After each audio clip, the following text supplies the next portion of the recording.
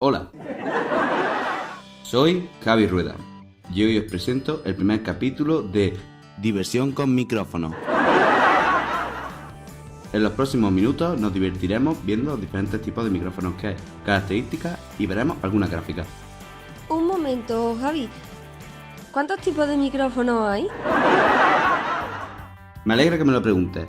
Primero diremos que los micrófonos son transductores electroacústicos, es decir, que transforman la señal sonora de energía acústica a energía eléctrica mediante una membrana que vibra cada vez que recibe una señal acústica y la traduce en electricidad. Hay muchos tipos de micrófonos: de carbono, piezoeléctricos, de láser, líquidos, etc. Pero solo hablaremos de tres: dinámicos, de condensador y de cinta, ya que son los más típicos. Hablaremos primero de los dinámicos, que son los más usados por los cantantes. Estos micrófonos trabajan mediante una inducción electromagnética. Esta inducción se basa en un hilo conductor que se mueve alrededor de la bobina que genera la electricidad. Estos micrófonos tienen una sensibilidad baja, lo que hace buenos para recoger sonidos fuertes. Los siguientes tipos de micrófonos son los de condensador. Lo primero que debemos saber es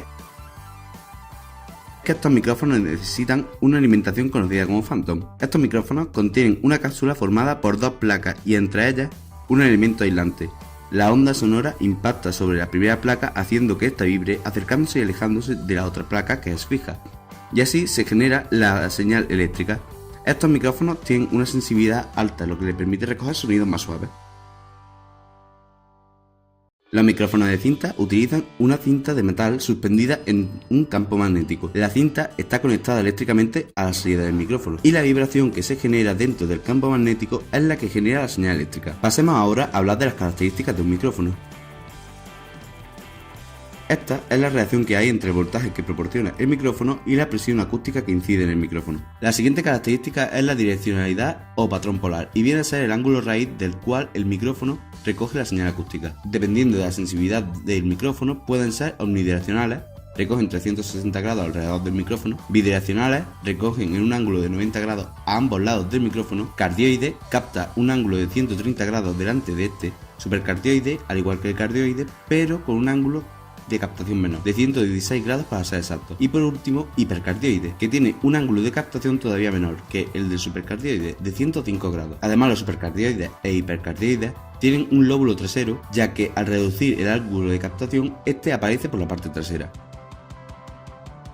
La impedancia de salida es otra característica muy importante a conocer de un micrófono, ya que, como sabemos de anteriores vídeos, esta debe de ser menor que la impedancia de entrada de la mesa o el amplificador de micrófono que vayamos a usar. También tenemos otra característica como el ruido, a partir del cual empieza a trabajar el micrófono, el nivel de presión sonora máximo al que puede trabajar un micrófono, el margen dinámico en el que el micrófono trabaja de manera óptima y la respuesta impulsional, que es la capacidad del micrófono a recoger señales transitorias que depende de la inercia de la membrana del micrófono.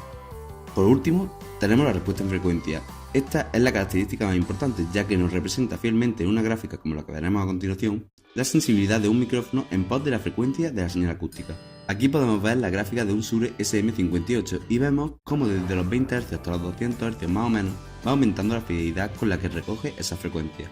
A partir de los 200 Hz y hasta los 2 kHz recoge la señal acústica con muchísima fidelidad. Entre los 2 kHz y los 6 kHz colorea un poco la señal, y entre los 6 y los 8 kHz se ve como deja de colorear la señal para luego, de los 9 a los 10 kHz, volver a dar un poco de brillo, y a partir de los 10 kHz deja de recoger bien la señal hasta que al llegar a los 20 kHz ha dejado de recoger fielmente. También tenemos la gráfica de un Neumann KSM 104, que como vemos tiene varias líneas, pero nosotros nos vamos a fijar en la que es más ancha y continua, que es la media entre estar a 5 centímetros y a una distancia relativamente alejada.